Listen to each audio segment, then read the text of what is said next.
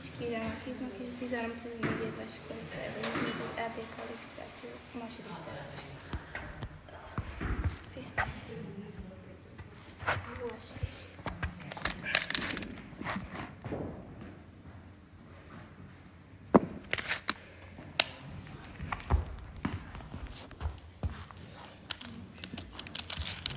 Kira, hogyha rontás van, akkor nincsen semmi, jó?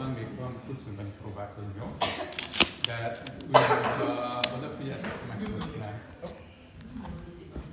Az első felvételt azt jól el kell kapni, jó? Gyors legyen, messzes vagy alatta. Gyorsan jössz föl, könyököt nyomod föl, jó? Jó, 10 másodperc is, jó? 10, 9. Sem kell kapkodni, ha van idő, ez nem üzére megy. 2, 1, és kezdheted.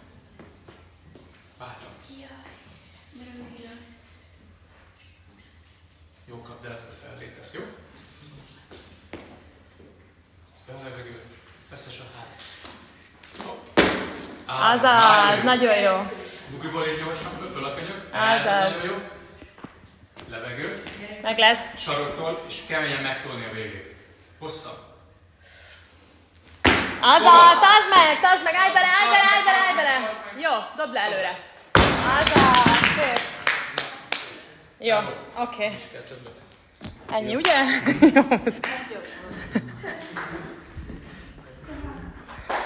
Jó. Maradtak igazából ugyanazok a súlyok rajta, változatlan.